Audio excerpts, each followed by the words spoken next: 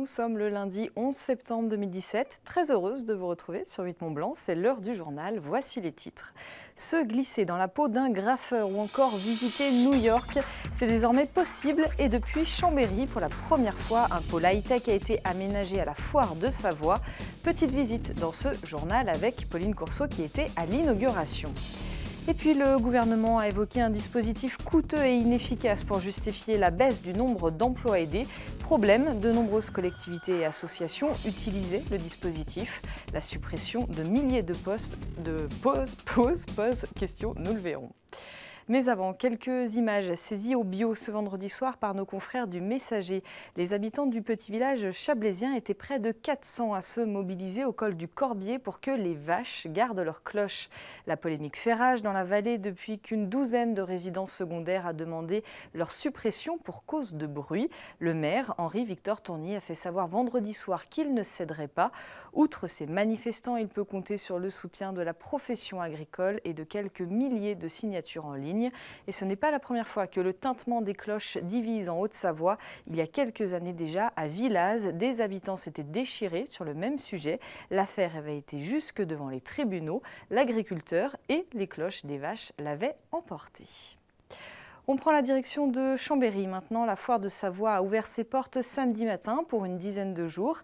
C'est Hervé Guémard, président du conseil départemental de Savoie, qui a lancé les festivités en présence de nombreux élus du département. La foire de Savoie, c'est 400 exposants répartis sur 40 000 mètres carrés. Un stand a particulièrement attiré l'attention des visiteurs. Celui, vous le voyez, de la réalité virtuelle, véritable attraction de cette édition 2017. En effet, cette année, le high-tech possède son propre pôle. Plus de 800 mètres carrés sont accessibles au public pour découvrir toutes ces innovations. Pauline Courceau s'est baladée dans les allées. On regarde son reportage. À New York, immersion garantie grâce à la réalité virtuelle. Il suffit de poser ses lunettes très spéciales et la plongée à 360 degrés est saisissante.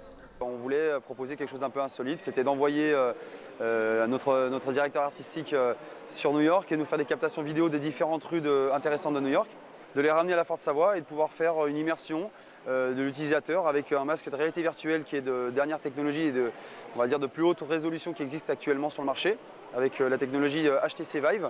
Et donc on propose des situations d'immersion dans différentes rues de New York. Un peu plus loin, c'est une autre immersion à laquelle les visiteurs ont le droit. Désormais, grâce à cet écran, la réalité dépasse la fiction. Ce système, puisque c'est un écran plus une machine, va permettre de voir une pièce en mouvement ou un élément en mouvement et de le mouvementer. Il va interagir avec l'utilisateur par des lunettes qui sont équipées de capteurs et qui vont permettre à l'utilisateur de se positionner par rapport à l'écran. Et donc si je simule un utilisateur, voilà, quand j'approche mes lunettes, elles vont bouger. Et donc si c'est moi qui suis derrière les lunettes, je vais choisir de m'approcher, de reculer, de voir le cœur sous un angle différent, et vous remarquerez que le cœur, parce que là il s'agit d'un cœur, continue à fonctionner. C'est-à-dire qu'il est en mouvement, il continue à faire ce qu'il a à faire, malgré le fait que je me déplace. Bonjour, bienvenue sur notre stand. Que veux-tu faire avec moi ? Donc voilà, donc une fois qu'elle est en mode accueil, à partir de là, on peut soit faire des présentations de produits, soit demander des renseignements techniques, soit on peut l'animer en faisant des selfies ou danser avec elle. Voici Pepper, un robot créé à la base pour tenir compagnie aux personnes âgées. Aujourd'hui, il est utilisé comme objet commercial et permet, grâce à sa programmation, de proposer aux clients un produit sur mesure. Il y a de la reconnaissance faciale et vocale, notamment là, au niveau facial, c'est moi qui ai été programmé. Donc par exemple, elle va me suivre. Voilà. Elle reconnaît les émotions. Donc si je suis pas content, ses yeux vont changer de couleur. Donc là, ils sont devenus verts de façon à se mettre en mode. Bref, Pepper pourrait bien être le compagnon idéal, surtout si vous avez la fièvre du samedi soir.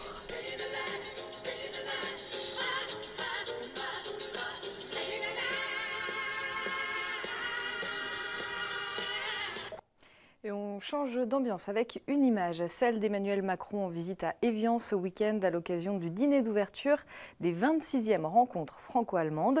Une visite discrète, la presse n'était pas conviée, mais les élus locaux, oui, ils en ont profité pour poster quelques clichés sur les réseaux sociaux, vous le voyez.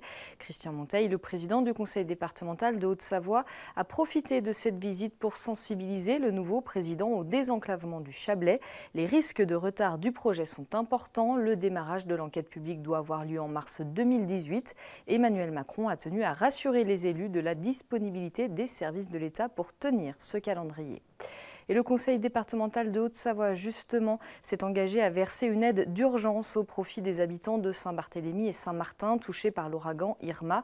100 000 € seront versés à la Croix-Rouge pour une aide de première urgence.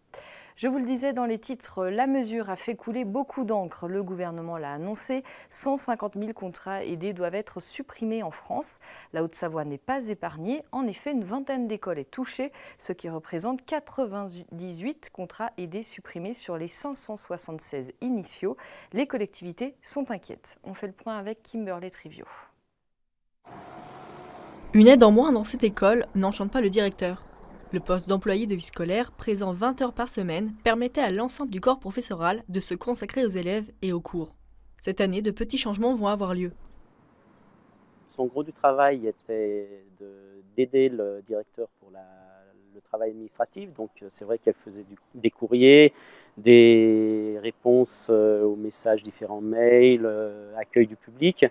Et forcément, tout ce qu'elle faisait, va falloir que ça soit à la charge d'autres personnes. Donc en partie à ma charge en tant que directeur d'école, mais aussi je ne pourrais pas tout assumer tout seul. Donc on va devoir se répartir le travail de cette personne entre toute l'équipe. Donc ça fait quand même du temps supplémentaire, du travail supplémentaire pour nous. Les conséquences sont à double tranchant. Si les écoles concernées par ces suppressions doivent revoir leur organisation, les personnes qui devaient travailler sous contrat aidé, elles, doivent à présent se remettre à la recherche d'un emploi. Certains directeurs d'école qui se sont retrouvés avec ces personnes-là au téléphone qui étaient dans des situations un peu embêtantes parce qu'elles expliquaient qu'elles s'attendaient effectivement à avoir ce poste-là et qu'elles perdaient le poste, qu'elles perdaient le travail qui était prévu. L'éducation nationale n'est pas le seul secteur visé par l'arrêt des contrats, mais certains domaines passent entre les mailles du filet. Ce qui a été signé sera maintenu, ça c'est bien. Par contre, échappent à cette signature quelques emplois aidés, notamment à la MDPH. Là, moi je me battrai comme un chiffonnier pour les garder. Ça, je vous le dis, c'est pas question de se laisser raboter ces emplois aidés, ou alors il faut du temps, 1 an, 2 ans, et on s'organisera. La Haute-Savoie n'est pas le département le plus touché de France. Certaines écoles ont pu conserver le poste d'auxiliaire de vie scolaire. Et demain, mardi, nous verrons que les associations aussi s'inquiètent de cette mesure. La Banque alimentaire de Haute-Savoie tire la sonnette d'alarme. Reportage demain dans le JT. Vous l'avez sans doute constaté avec la météo de ces derniers jours, l'été touche à sa fin. À Annecy, le bilan de la saison estivale est une fois de plus positif pour les commerçants. Mais cette année, les mois de juillet et d'août ont vu une nouvelle clientèle prendre ses habitudes au bord du lac. Sonia Mussier nous en dit plus. Il reste encore quelques jours avant la fin de l'été, mais les commerçants d'Annecy ont fait leur compte. La saison estivale a été bonne. On a eu de la chance avec la météo. C'est vrai que la météo aujourd'hui est un facteur important pour le commerce. Et on a eu, donc, comme je le disais, de la chance. Donc on a eu quand même pas mal de monde, pas mal de touristes. Comme au niveau national, on a eu beaucoup plus d'étrangers qui sont venus sur Annecy. Et ça s'est ressenti aussi localement. Donc à la fois des touristes venus du monde entier et aussi des gens d'Annecy. Sur les 120 000 visiteurs accueillis cet été par l'Office de tourisme, 60% étaient français. La part de touristes étrangers a quant à elle augmenté. Et parmi eux, une nouvelle catégorie a pris ses habitudes au bord du lac d'Annecy. La clientèle étrangère vient surtout de proximité. On a la Suisse et l'Italie bien sûr, mais cette année un avènement de la clientèle du Moyen-Orient et également asiatiques qui viennent depuis une manière assez régulière maintenant et qui est en légère augmentation d'année en année. Cette nouvelle clientèle possède un pouvoir d'achat élevé. Elle n'hésite pas à dépenser selon ses envies et ses coups de cœur. Voilà, là on sent qu'il y a eu quand même un petit peu plus de dépenses cette année comparativement aux années précédentes. Et après, bien sûr, la clientèle un petit peu plus haut de gamme qui n'hésite pas à dépenser dans un grand restaurant, dans un baptême en montgolfière par exemple, ou également une balade dans la vieille ville. Si l'été touche à sa fin, le mois de septembre n'est pas forcément une mauvaise affaire pour les commerçants. C'est la fin de cette édition. Merci de votre fidélité à l'info sur 8 Mont Blanc. Merci à toute l'équipe. Juste après, nos programmes continuent sur 8 Mont Blanc, sur 8montblanc.fr et sur les réseaux sociaux. Passez une très belle soirée. À demain.